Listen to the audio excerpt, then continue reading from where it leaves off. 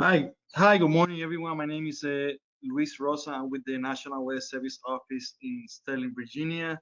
We're going to talk about tropical cyclones and their associated hazards. Uh, tropical hazards bring a variety.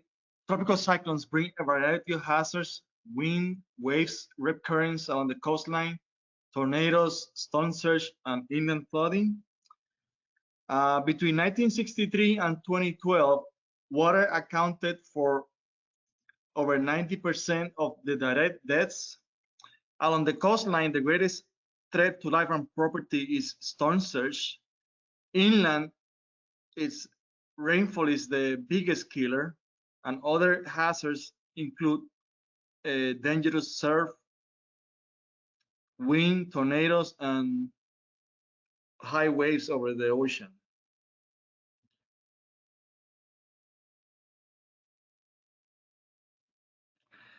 Between 1963 and 2012, indirect deaths included carbon monoxide from generators. This particularly last year we had actually a high number of indirect deaths associated to due to carbon monoxide. Other indirect deaths include heart attacks, vehicle accidents, and falls from a roof or ladder. And very little attention has been given to these losses in historical literature.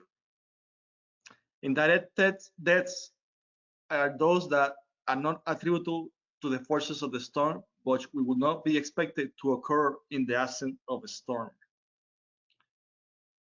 Flooding rainfall is the biggest hazard in our area. Rainfall is not directly related to the intensity of a tropical cyclone. It is directly related to the forward speed of a storm. Slower moving storms will be capable of producing significantly more rainfall than faster moving storms. Freshwater flooding is the biggest threat in this area of the Mid-Atlantic region. It accounts for about 27% of the direct deaths. Basically, streams and drainage overtake roads and people drive into floodwaters. Most important thing to do is basically turn around, don't drown, and when small streams rise quickly, they inundate the floodplain. In mountainous areas, rushing water creating landslides.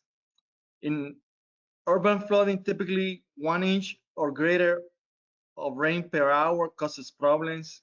Tropical systems can produce 3 to 5 inches per hour, overwhelming drainage systems, flooding low areas and basements, especially in poor drainage areas. Rip currents along the coastlines, they can occur even when the storm center is hundreds of miles away.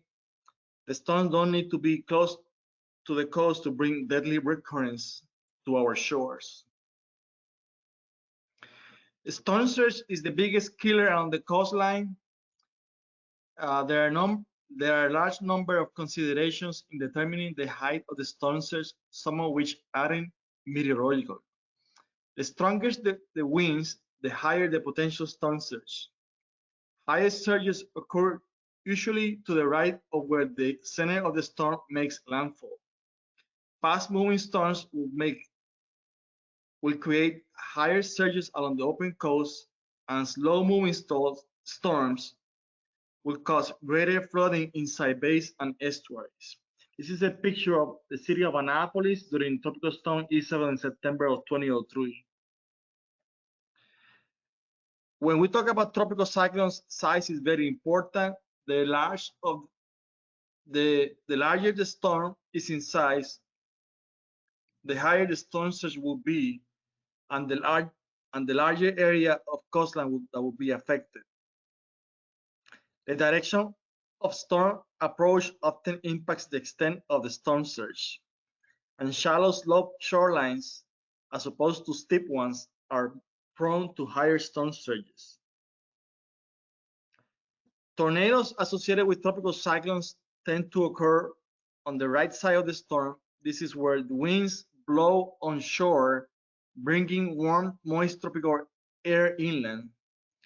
As the hurricane is making landfall, friction slows winds close to the surface, while winds aloft are still spinning very rapidly, creating a favorable wind profile for tornadoes to form.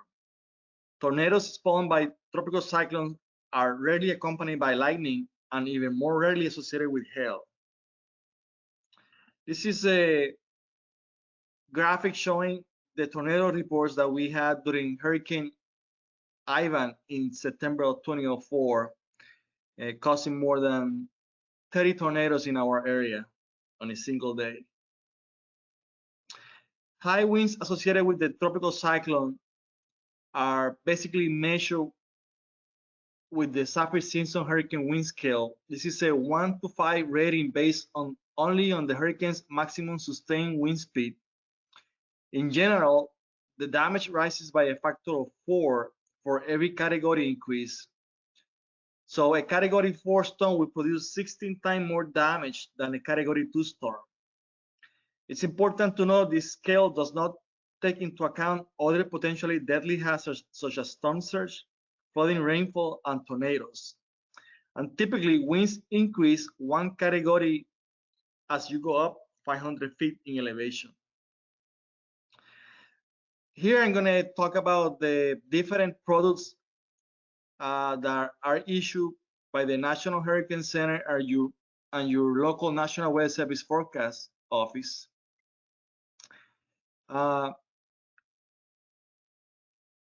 Basically, in the outlook phase, or basically within 5 days of a storm formation, the National Hurricane Center will issue a tropical weather outlook describing areas of potential weather that could potentially become a tropical cyclone within the next 5 days.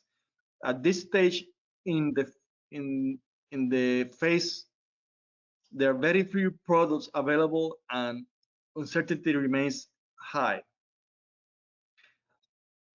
Once a storm has formed, the National Hurricane Center will start issuing forecast advisories for the specific storm.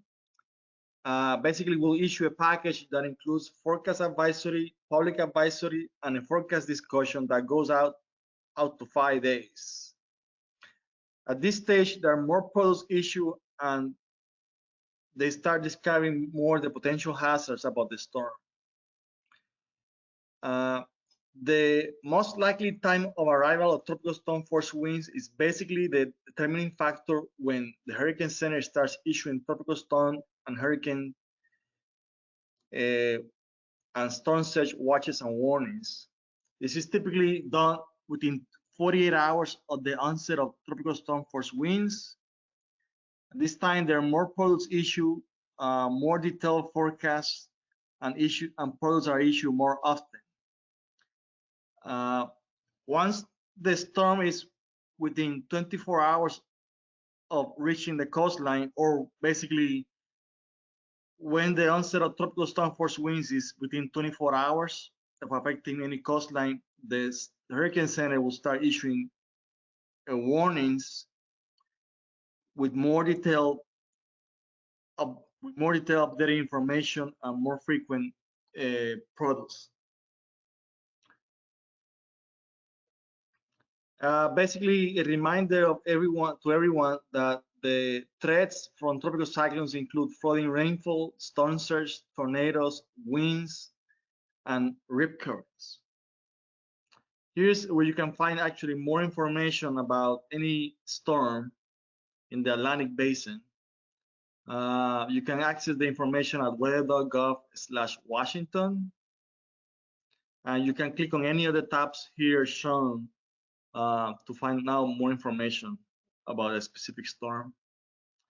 And if you have any questions or feedback, please don't hesitate to contact me at luis.rosa@noaa.gov. Thank you for listening.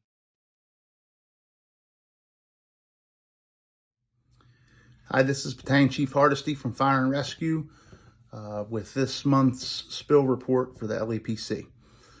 Two significant incidents to report that our hazmat team responded to and assisted with. One of them was a